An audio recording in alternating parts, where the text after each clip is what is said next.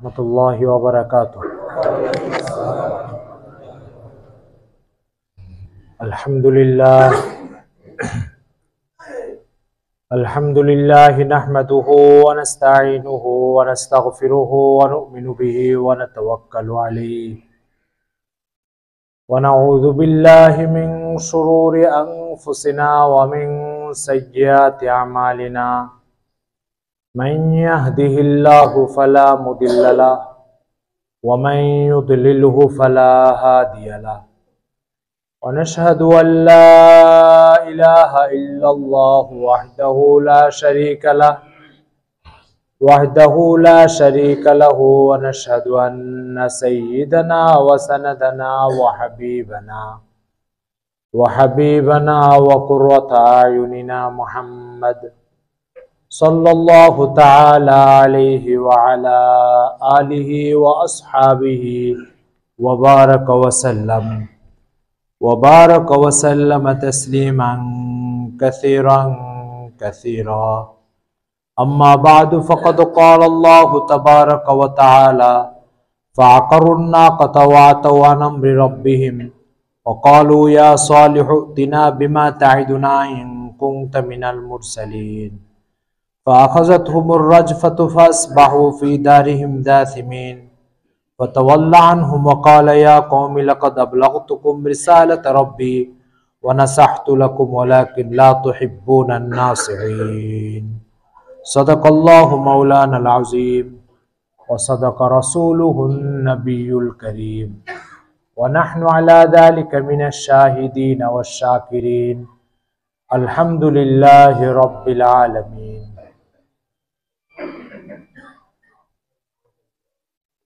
মহান আল্লাহ তাআলার বড় মেহেরবানি,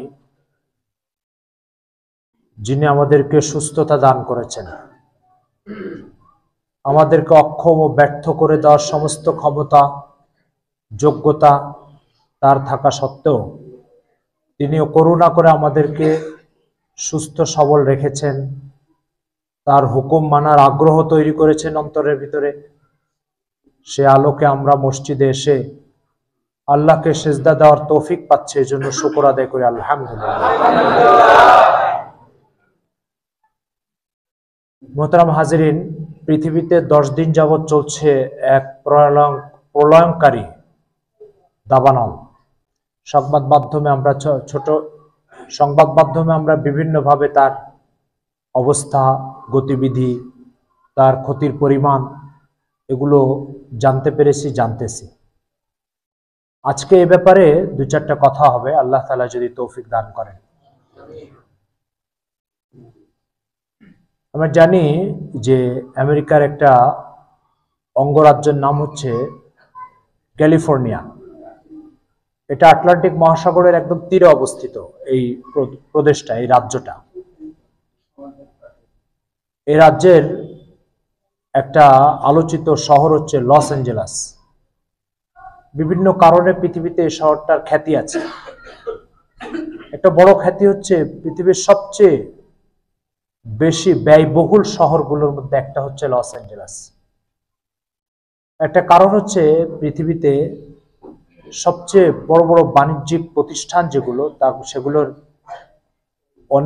অনেক প্রতিষ্ঠানের হেড অফিস, সদর দপ্তর এই শহরে অবস্থিত।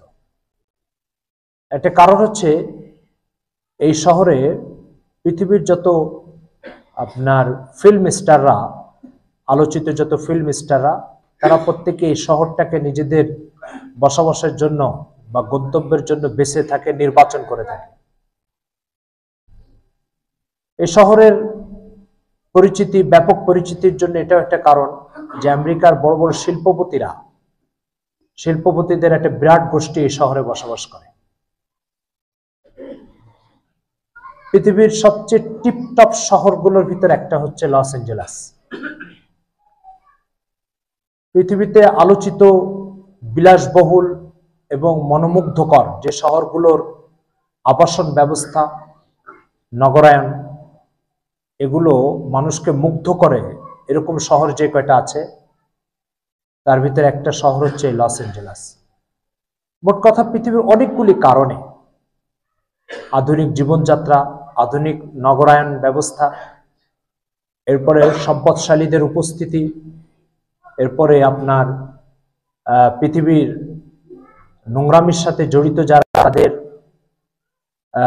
সরব উপস্থিতি, সাথে সাথে আপনার পৃথিবীতে যত পর্ণ সিনেমা আছে এই সমস্ত পর্ণ সিনেমার হেডকোয়ার্টার যেগুলো, এগুলোর অধিকাংশই এই লস অ্যাঞ্জেলেসে অবস্থিত। এই শহরে আপনার ক্যালিফোর্নিয়ার এই শহরটাতে, এটি ক্যালিফোর্নিয়ার প্রাদেশিক রাজধানী নয়, কিন্তু উল্লেখযোগ্য একটা শহর। বাংলাদেশের যেরকম চট্টগ্রাম রাজধানী নয়, কিন্তু চট্টগ্রাম একটা উল্লেখযোগ্য শহর, এরকম। ক্যালিফোর্নিয়া আমেরিকার 31তম শহর। আমেরিকা 50টা প্রদেশ নিয়ে গঠিত, আপনারা জানেন এটা। আমেরিকার ইতিহাস বলা উদ্দেশ্য না, কিন্তু মূল কথা বলতে গেলে এই কথাগুলো জানা দরকার। আমেরিকা মোট 50টা রাজ্য নিয়ে গঠিত। এই কারণে এটাকে বাংলায় যুক্তরাষ্ট্র বলা হয়, ইংরেজিতে সংক্ষেপে বলা হয় USA, United state of America. এই 50টা অঙ্গরাজ্যের ভিতরে আপনার ক্যালিফোর্নিয়া হচ্ছে 31তম। 1850 সালে এই প্রদেশটার স্বীকৃতি অর্জন হয় এবং সেখান থেকে এই প্রদেশটা আলাদা একটা অঙ্গরাজ্য হিসেবে যাত্রা শুরু করে। লস অ্যাঞ্জেলেস হচ্ছে এরই মধ্যে একটা আলোচিত শহর, একেবারে আটলান্টিক মহাসাগরের কিনারায়।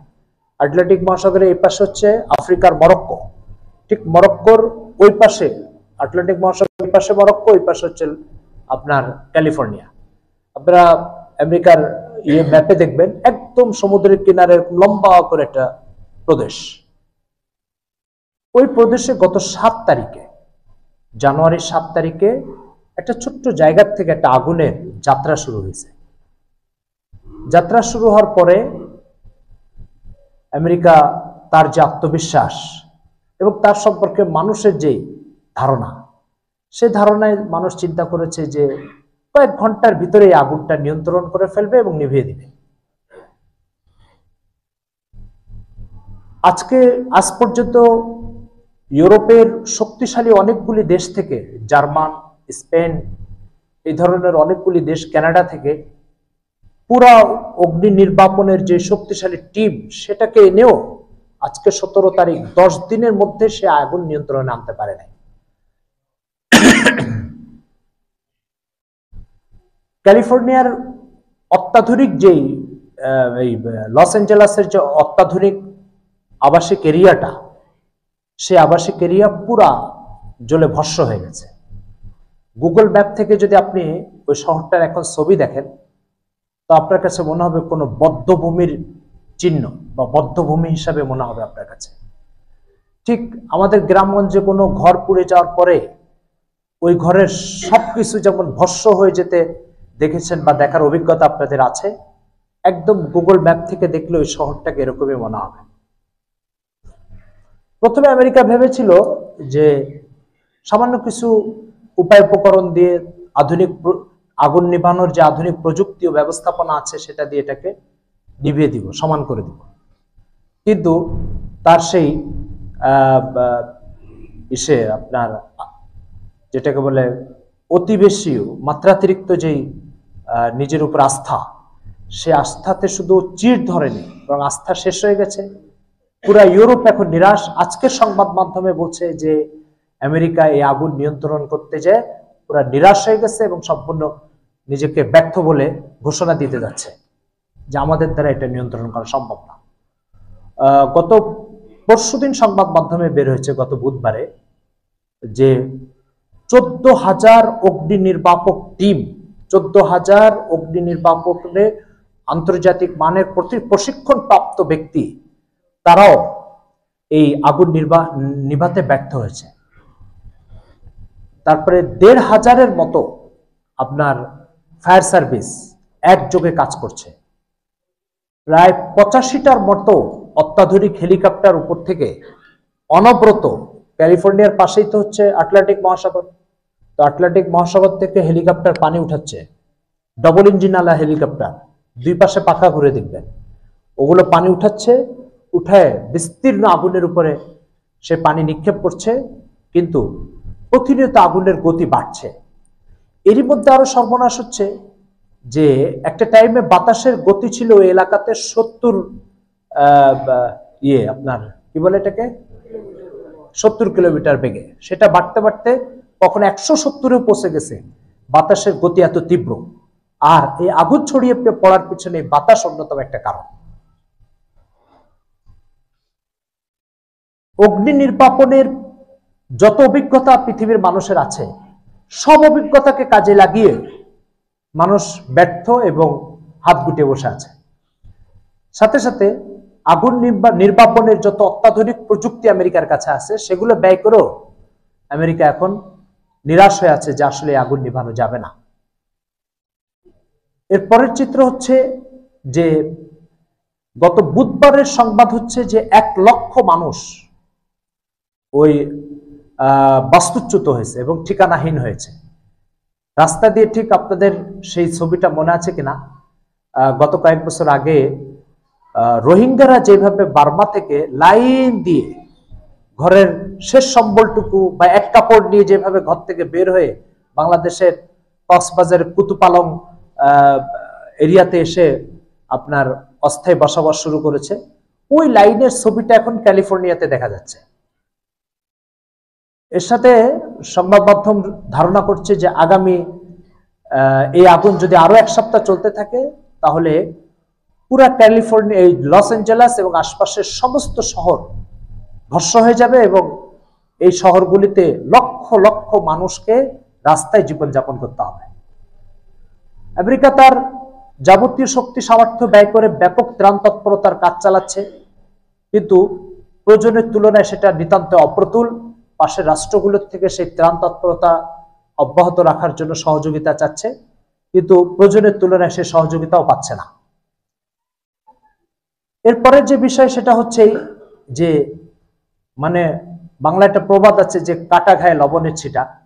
সেটার অর্থ হচ্ছে যে যখন এই জ্বলে পুড়ে ভস্ম হচ্ছে, তো এক শ্রেণীর মানুষ আসছে যারা আগুন নির্বাপনের প্রশিক্ষিত টিম হিসাবে ঘোষণা দিয়ে আপনার লুটতরাজে ব্যস্ত আছে।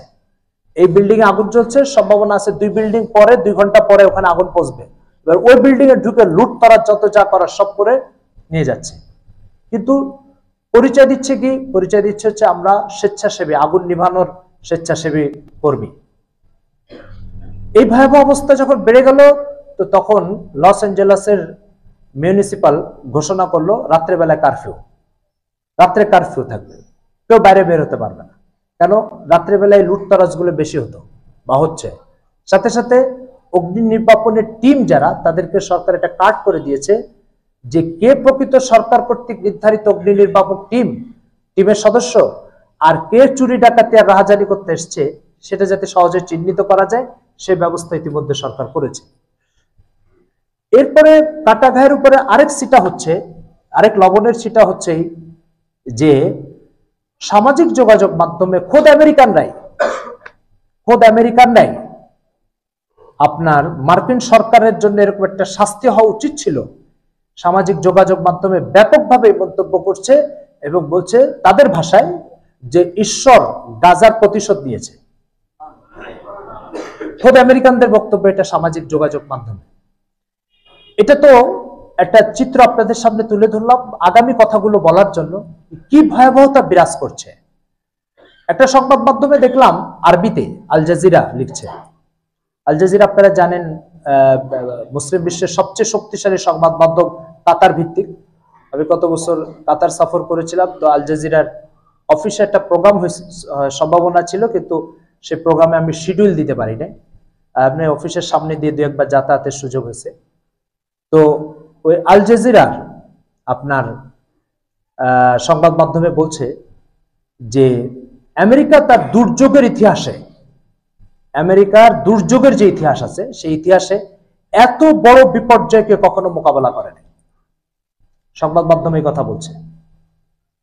যাই হোক, এটা একটা চিত্র আপনাদেরকে তুলে ধরার উদ্দেশ্য, সেটা তো হয়ে গেল। আসলে এবার আমরা কোরআন ও সুন্নাহ কি বলে এদিকে একটু যাই। পৃথিবীতে যে সমস্ত জাতীয় সম্প্রদায়ের ধ্বংসের ইতিহাস কোরআন উল্লেখ করেছে, আপনারা জানেন কোরআন 2টো তালিকা পেশ করে। এটা কোরআনের যে বার্তার মেসেজ মানব জাতিকে দেওয়ার জন্য কোরআন নাজিল হয়েছে, সেই বার্তা মেসেজ দেওয়ার জন্য কোরআন দুটো তালিকা উল্লেখ করে। একটা তালিকা হচ্ছে যে এই মানুষগুলো হচ্ছে নীতি ও আদর্শ দ্বারা সমৃদ্ধ, এদেরকে অনুসরণ করো, এটা একটা তালিকা পেশ করে। এই তালিকার মধ্যে নবীদের নাম থাকে, নবী ছাড়াও অন্যদের নাম আছে, নবীদের নাম হচ্ছে এই তালিকায় প্রাধান্য পেয়ে থাকে। আরেকটা তালিকা কোরআন পেশ করে, সেই তালিকা হচ্ছে যে এরা নীতি ও আদর্শ বিবর্জিত এবং আল্লাহ তাআলার কাছে গজবের শিকার ব্যক্তি। এদের কর্মকাণ্ড, এদের বক্তব্য, এদের জীবনাচার এরকম ছিল। এই চিত্রটাও কোরআন অঙ্কন করে। এই তালিকার ভিতরে কোরআন সবচেয়ে বেশি আলোচনা নিয়ে আসছে ফেরাউনের, এই তালিকায় নমরুদের আলোচনা নিয়ে আসছে, এই তালিকায় কারুনের আলোচনা নিয়ে আসছে। এরকম আরো বেশ কিছু লম্বা তালিকা আছে। তো কোরআন দুটো তালিকা পেশ করে, একটা হচ্ছে মানব জাতির জন্য নমুনা হতে পারে এরকম একটা তালিকা তৈরি করে, আর মানব জাতি যাতে তাদের রুচি স্বভাব মোটেও নিজেদের ভিতরে না নেয়, বরং শতভাগ তাদেরকে এড়িয়ে চলে, তাদের চিন্তা ও কথাকে নিজের জীবনের জন্য অসঙ্গতপূর্ণ মনে করে বর্জন করে, এর একটা তালিকা কোরআন পেশ করে। সূরা আরাফ ৮ নম্বর পারা, এই সূরাটা ৮ নম্বর পারায় সূরা আরাফ। এই ৮ নম্বর পারায় যে সূরা আরাফ, এই সূরা আরাফের ভিতরে এই ধরনের জাতির ইতিহাস সবচেয়ে খোলাখুলি ভাবে আল্লাহ তাআলা উল্লেখ করেছেন। তো আজকে আমি আপনাদের সামনে প্রথমে যে আয়াতটা তেলাওয়াত করেছি, এই আয়াতের ভিতরে আল্লাহ তাআলা আদ সম্প্রদায় একটা জাতি ছিল আর সামুদ সম্প্রদায় একটা জাতি ছিল। এই জাতিকে আল্লাহ তাআলা ধ্বংস করেছেন, সেই ইতিহাস শোনাচ্ছেন। ধ্বংস কেন করেছেন সেই ইতিহাসও শোনাচ্ছেন, আর এদের জীবনাচারটা কেমন ছিল সেটাও শোনাচ্ছেন। উদ্দেশ্য কোরআন যে উম্মতের উপরে নাজিল হয়েছে, ওই উম্মত যেন এই বিষয়গুলো বুঝে আর সাথে সাথে সেই আচরণগুলো এড়িয়ে চলে, এবং যাদেরকে আল্লাহ পাক নমুনা হিসাবে কোরআনে পেশ করেছে অর্থাৎ নবীদের জীবন আচার, সেই নবীদের জীবন আচারগুলো যাতে নিজেদের ভিতরে ধারণ করার চেষ্টা করে। আমরা যখন কোরআনে এই ধরনের নিকৃষ্ট মানুষগুলোর জীবন আচার যেটা আল্লাহ উল্লেখ করেছে, সেগুলো আর তাদের বক্তব্য, তাদের মন্তব্য, তাদের সিদ্ধান্ত, তাদের দৈনন্দিন কথাবার্তা, এগুলো যখন আমরা পাই কোরআনে, তখন দেখি আজকের আমেরিকার সাথে শতভাগ মিলে যায়, একেবারে শতভাগ মিলে যায়। যখন মিলে যায় তো আল্লাহ তাআলার একটা মাত্রা আছে। আপনি অহংকারী, কিন্তু আজই আপনাকে ধ্বংস করবেন না আল্লাহ। আপনার অহংকারটা একটু বাড়ছে, তওবার সুযোগ দিবেন, আরেকটু বাড়ছে তো আবার তওবার সুযোগ দিবেন। কিন্তু একটা মিটার আছে, একটা স্ট্যান্ডার্ডিটি আছে। এই স্ট্যান্ডার্ডিতে আসলেই তখন আল্লাহ ধপাস করে ওখান থেকে আপনাকে ফেলে দিবে এবং আপনি টেরই পাবেন না, একদম ফেলে দিবে। এবং ফেলার জন্য বিশাল কোনো ব্যবস্থা করবে, আয়োজন করবে, এটাও করেন না আল্লাহ তাআলা। দেখেন, সমুদ্রের মধ্যে যেই পথটা মুসাকে রক্ষা করেছে, ওই পথটাই ফেরাউনকে ধ্বংস করেছে। সমুদ্রের মধ্যে যে পথটা মুসা আলাইহিস সালামকে রক্ষা করেছে, সেই পথটা কিন্তু ফেরাউনকে ধ্বংস করেছে। তার মানে কোন জিনিস আপনার পক্ষে ব্যবহার হবে আর কোন জিনিসটা আপনার বিপক্ষে ব্যবহার হবে, এটা আল্লাহর সিদ্ধান্তের সাথে সম্পর্ক।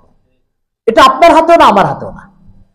আগুন না হলে আপনার পেটে এক বেলা খাবারও ঢুকবে না। আগুন না হলে আপনার জীবন প্রতি ঘন্টায় অচল। ঠিক মানব জীবনের এই অপরিহার্য উপাদানটা, এত উপকারী বস্তু, এত জরুরি একটা বস্তু, সেই বস্তু দিয়ে আমেরিকার নাকানি চুবানি খাওয়াই দিয়েছে। গত কিছুদিন আগে আমেরিকায় যে নির্বাচনটা হলো, আপনারা সংবাদ মাধ্যমে দেখেছেন, সেই নির্বাচন, তার আগে জো বাইডেনের নির্বাচন, তার আগে বারাক ওবামার নির্বাচন, তার আগে বুশের নির্বাচন, তার আগে প্রেসিডেন্ট বিল ক্লিন্টনের নির্বাচন, প্রেসিডেন্ট বিল ক্লিন্টনের আগে প্রেসিডেন্ট আপনার জুশ বাবাজে তার নির্বাচন, তার আগে প্রেসিডেন্ট রিগানের নির্বাচন। এই যে আমেরিকার যে ধারাবাহিক প্রেসিডেন্ট গুলো, এরা প্রত্যেকে যখন নির্বাচনের আগে ক্ষমতায় যায় আর ক্ষমতায় যাওয়ার আগে যখন ভোট চেতে যায়, তখন এরা জনগণকে একটা শব্দ বলে, কি জানেন? আমি এগুলো পত্রিকাতে দেখি আর দেখি পুরা ফেরাউন, নমরুদ আর কারুনের ভাষার সাথে মিলে যাচ্ছে। কি বলে জানেন? এরা প্রত্যেকে যে জনগণকে এইভাবে ভোট চায়, উই ক্যান, আমরা পারি, আমরা সক্ষম, আমরা দক্ষ, আমরা সামর্থ্যবান, এই শব্দ বলে উই ক্যান। আপনি সার্চ দিয়ে দেখেন, এদের প্রত্যেকের ভাষার ভিতরে উই ক্যান শব্দটা পাবেন আপনি। উই ক্যান, আমরা পারি। তো আল্লাহ তাআলা কি করেন, যখন কেউ এই ধরনের ভাষা, দাম্ভিকতার সাথে এই ধরনের শব্দ আর ভাষা ব্যবহার করে, তখন আল্লাহ তাআলা পারে কি পারে না এটা দেখাই দেন। কতটা অক্ষম ব্যক্তি কতটা সক্ষমতার দাবি করছে, কতটা ব্যর্থ ব্যক্তি কতটা সফলতার দাবি করছে, তখন আল্লাহ তাআলা এই ধরনের কিছু অবস্থা ঘটায় তারপর বুঝাই দেন যে তুমি কতটুকু পারো আমি দেখতে চাই। কোরআনে আল্লাহ তাআলা কারুনের একটা গল্প শোনাচ্ছেন সূরা কাসাসের ভিতরে।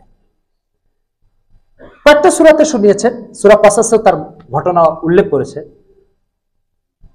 মুসা আলাইহিস সালাম কারুনকে বলল, কারুন, তোমাকে আল্লাহ তাআলা সম্পদ দিয়েছে, তুমি সম্পদের যাকাত দাও। সাথে সাথে সে বলল, আচ্ছা আমার সম্পদ দেখে তোমার লোভ হচ্ছে তাই না?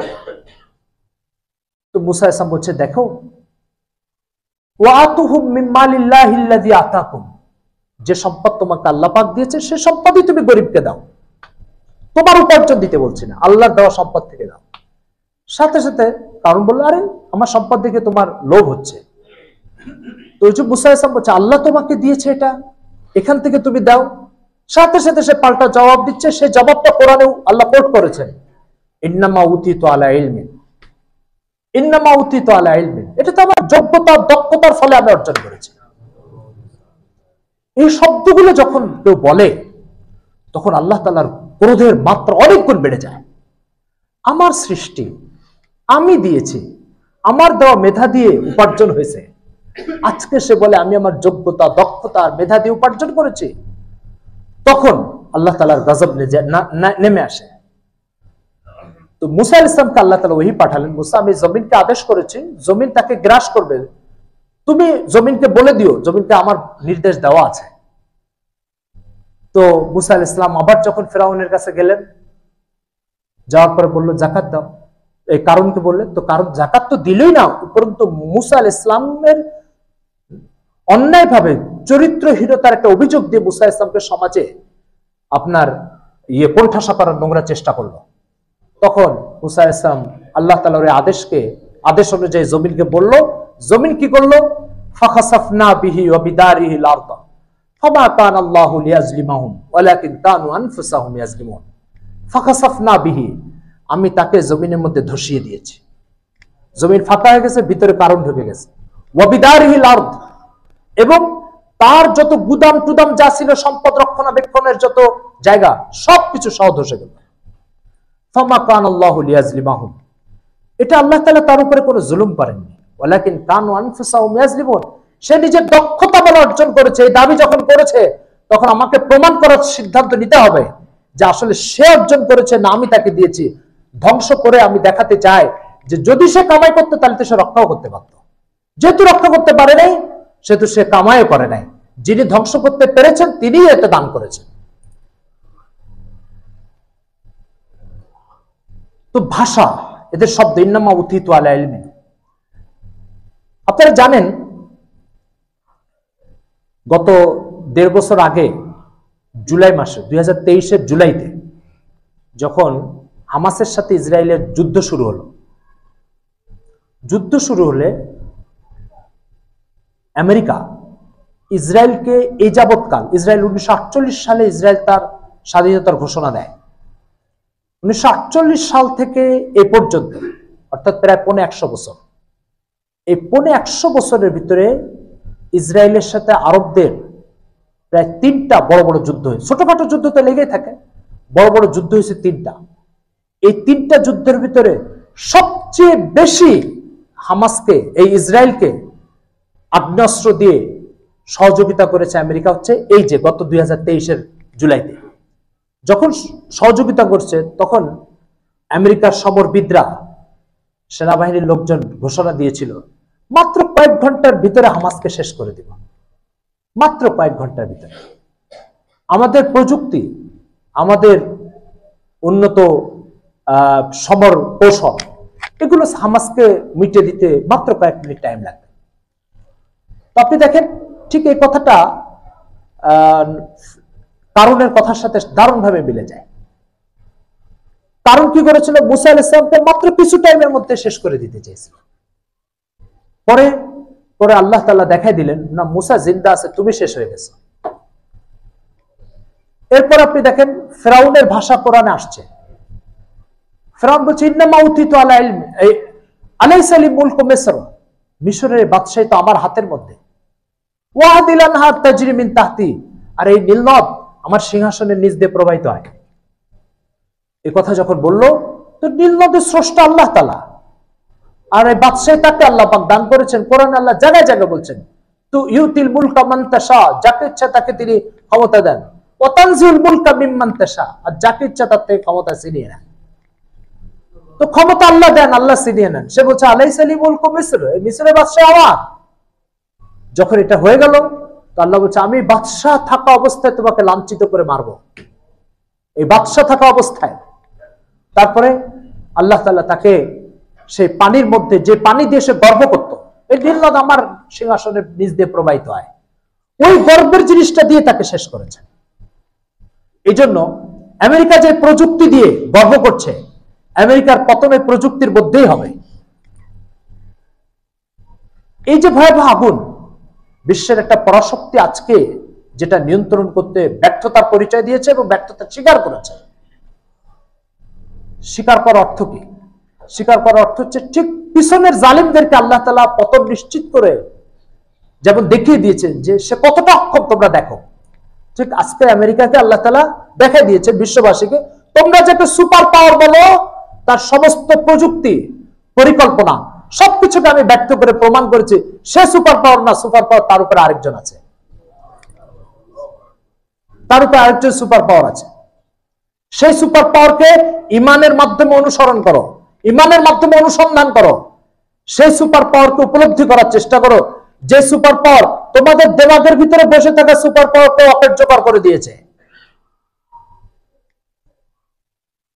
জাগতিক বস্তুর উপরে আস্থা, জাগতিক বস্তুর উপরে, দৃশ্যমান বস্তুর উপরে রক্ষণাবেক্ষণের দায়িত্ব দেওয়া, সে আমাকে রক্ষা করবে, সে আমাকে হেফাজত করবে, এটা পৃথিবীতে প্রত্যেক গজবের শিকার জাতির অন্যতম বৈশিষ্ট্য। এটা কোরআনে আল্লাহ তাআলা আদ সম্প্রদায় সম্পর্কে বলছেন, আম্মা আদুন ফাস্তাকবারু ফিল আরদি বিগাইরিল হক ওয়া ক্বালু মান আশাদ্দু মিন্না কুওয়া আওয়ালাম ইয়ারাউ আন্নাল্লাহাল্লাযী খালাকাহুম হুয়া আশাদ্দু মিনহুম কুওয়া। আদ সম্প্রদায়ের একটা ব্যবস্থা ছিল কি, আদ সম্প্রদায় এক একজন ইতিহাসের পাতায় লিখছে 12 হাত লম্বা মানুষ ছিল এক একজন। কত? 12 হাত, এত লম্বা লম্বা মানুষ ছিল। এরা পাহাড়ের থেকে বড় বড় পাথর নিয়ে এসে সেই পাথরকে খোদাই করে শৈল্পিক ভাবে ঘর তৈরি করত, সেটার পিলার তৈরি করত, সেটা ছাদ তৈরি করত, সেটার ভিতরে নকশা করত। তাদের এই প্রযুক্তির উপরে তাদের ব্যাপক দাম্ভিকতা ছিল। আল্লাহ তাআলা এই আদ সম্প্রদায়ের কাছে একজন নবীকে পাঠালেন, ওই নবীর নাম হচ্ছে হযরত হুদ আলাইহিস সালাম। ওয়াইলা আদিন আখাহুম হুদা, আল্লাহ তাআলা বলছেন আমি আদ সম্প্রদায়ের কাছে হুদ আলাইহিস সালামকে পাঠিয়েছি। আসার পরে হুদ আলাইহিস সালাম তাদেরকে বললেন যে তোমরা তোমাদের প্রকৃত সুপ্রিম পাওয়ার আল্লাহ তাআলার গোলামি করো, তাকে মানো, তার সামনে মাথা নত করো। তোরা বলল, আরে তুমি কোন সুপ্রিম পাওয়ারের কথা বলছো? সুপ্রিম পাওয়ার তো আমরা। ফাস্তাকবারু ফিল আরদ, আল্লাহ তাআলা তাদের ভাষা উল্লেখ করছেন, জমিনের ভিতরে তারা নিজেদেরকে সবচেয়ে বড় ক্ষমতাধর বলে প্রকাশ করা শুরু করলো। সাথে সাথে এইটুক বলে ক্ষান্ত হয়নি, এর পরের শব্দ আল্লাহ কোট করছেন কোরআনে। অকালু, তাদের ভাষা হচ্ছে, তারা বলতো মান আশাদ্দু মিন্না কুওয়া, শক্তি সামর্থ্যের প্রশ্ন আমাদের চেয়ে বড় কেউ নেই। মান আশাদ্দু মিন্না কুওয়া আওয়ালাম ইয়ারাও, এবার আল্লাহর বক্তব্য আল্লাহ শুরু করছেন। আওয়ালাম ইয়ারাও, তাদের দেখা উচিত। আওয়ালাম ইয়ারাও আন্নাল্লাহাল্লাযী খালাকাহুম, যে স্রষ্টা তাদেরকে সৃষ্টি করেছে, যদি তারা সবচেয়ে বড় সুপ্রিম পাওয়ারের অধিকারী হয়, তো তাদেরকে যে মালিক সৃষ্টি করেছে সে কত পাওয়ারের অধিকারী, এটা তাদের চিন্তা করা দরকার ছিল। কিন্তু তারা চিন্তা করেনি। আর যখন চিন্তা করে নেই, তারপরে তাদের ওই ভাষার বক্তব্যের কারণে আল্লাহ তাআলা কি করেছেন? কোরআন মাজিদে আসছে, আল্লাহ তাআলা বলছেন, আল্লাহ তাআলা বলছেন আপনার ফাখাযাতহুমুর রাজফাতু ফাসবাহু ফি দারিহিম জাসিমিন, ওয়াকালা তামাত্তাউ ফি দারিকুম সালাসাতা আইয়াম, উনি বলছেন যে তোমরা অপেক্ষা করো, 3 দিনের মধ্যে তোমাদের বিরুদ্ধে আল্লাহ ব্যবস্থা নিচ্ছেন। তো ওরা ঠাট্টা উপহাস করে হুদ আলাইহিস সালামকে বলছে 3 দিনের বিরুদ্ধে 3 দিনের মধ্যে আবার কি ব্যবস্থা নিবে? 3 দিন পরে শেষ যখন হলো, ওই 3 দিনটা মূলত তওবার সুযোগ দিয়েছিল আর কি, তো তওবা করেনি। 4th দিন সকালবেলায় ফাআখাযাতহুমুস সাইহাতু ফাসবাহু ফি দারিহিম জাসিমিন, সাইহা শব্দের অর্থ হচ্ছে বিকট আওয়াজে, বিকট আকার একটা আওয়াজ আসলো। আসার পরে ওই আওয়াজটা এত জোরে ছিল যে ওই সম্প্রদায়, আদ সম্প্রদায়ের প্রত্যেকটা ব্যক্তি কলিজা ফেটে ওখানেই মারা গেছে, একদম কলিজা ফেটে ওখানে মারা গেছে। আর এরপরে একটা লোককে খুঁজে পাওয়া যায়নি। যারা যারা আল্লাহ তাআলা ও তার নবীর সাথে উপহাস করেছে আর আল্লাহ আযাব পাঠাবে এই কথার সাথে ঠাট্টা করেছে, তাদের পরিণতি আল্লাহ তাআলা দেখিয়ে সূরা আরাফে উল্লেখ করে দিয়েছে। সামুদ একটা গোত্র ছিল, এই গোত্রের কাছে আল্লাহ পাক সালেহ আলাইহিস সালাম নামে একজন নবীকে পাঠিয়েছেন। সালেহ আলাইহিস সালাম যখন এসে এদেরকে দিনের কথা বললো, তোরা বললো সালেহ তুমি যে নবী তার কি প্রমাণ, তুমি যে নবী তার কি প্রমাণ?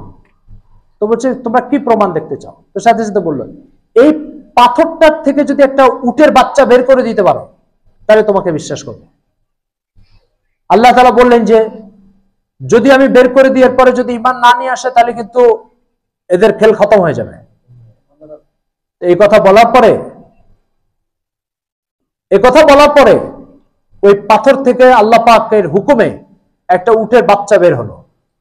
বের হওয়ার পরে এরা বলে আচ্ছা উটের পেট থেকে বের হয়, পাথরের পেট থেকে যে উটটা বেরোলো এটাকে আসলে উট কিনা একটু যাচাই করে দেখি। এবার ওরকে খোঁচাখুচি করে, ঠিক আছে। খোঁচাখুচি করার পরে শয়তানি বন্ধ হয়নি, চিন্তা করেছে যে আসলে এই উট কিনা এটা জবাই করলে তারপরে বোঝা যাবে ভিতরে সব ঠিকঠাক আছে কিনা। ওরা এবার কি করলো, সিদ্ধান্ত নিল এই উটটাকে জবাই করে দিবে। ফাআকারুন নাকাতা, এরপর উটটাকে জবাই করে দিল। যে জবাই করে দিল তারপরে এরপরে যে ঘটনাটা ঘটলো সেটা হচ্ছে সাখখারা আলাইহা সাবা লায়ালি ওয়া সামানিয়াতা আইয়াম হুসুমান ফাতারাল কওমা ফিহা সারা। আল্লাহ তাআলা বলছে যে উটটাকে জবাই করে দিল, আল্লাহর কুদরত দেখতে চেয়েছে সালেহ আলাইহিস সালামকে নবী হিসেবে বিশ্বাস করার জন্য, সেটা আল্লাহ পাক দেখিয়েছেন।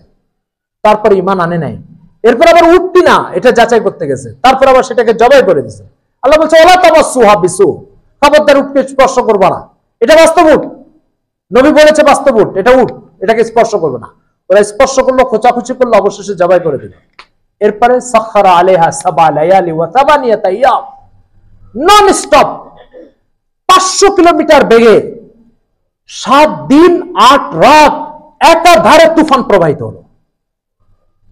এরপর কি হলো, সব লন্ড ভন্ড অবস্থা।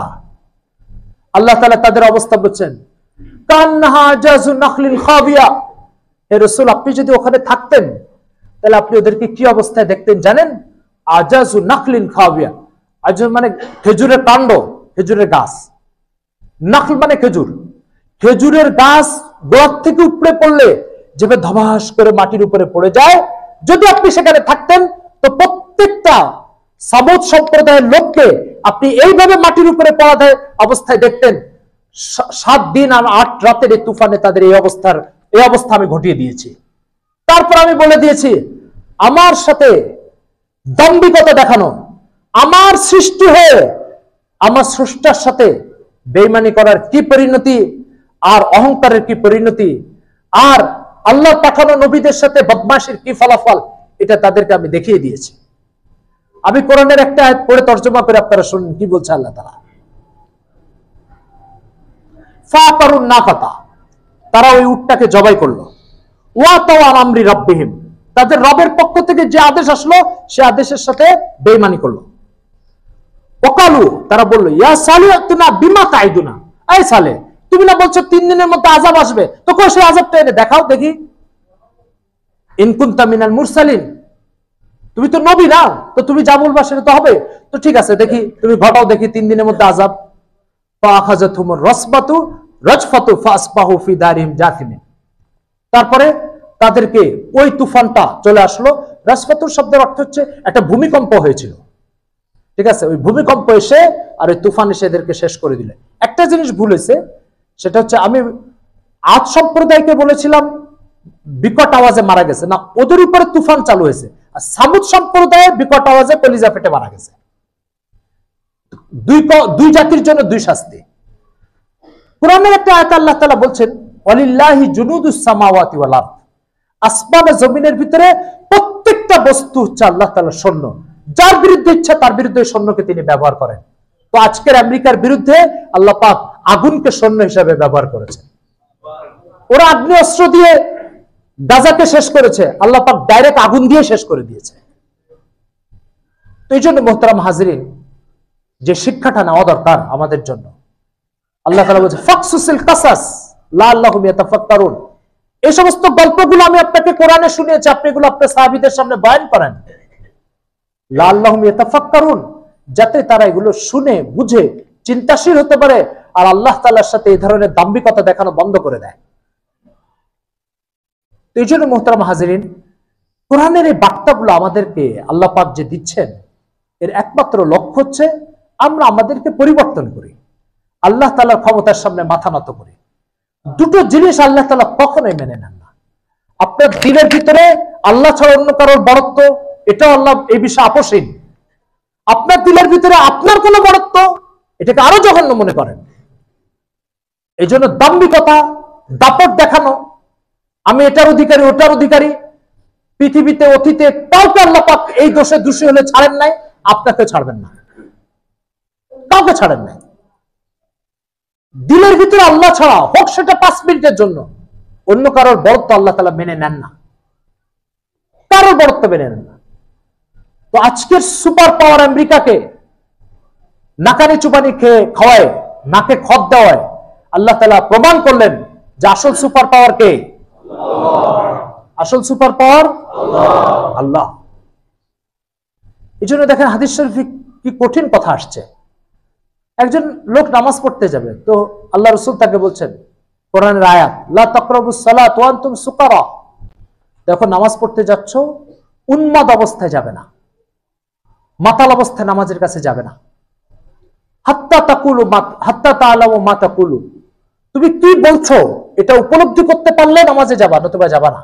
মানে উন্মাদ অবস্থায়, মাতাল অবস্থায় নামাজের কাছে যেও না, তোমার ব্রেন তোমার উপর কন্ট্রোল নাই, এই অবস্থায় নামাজে যেও না।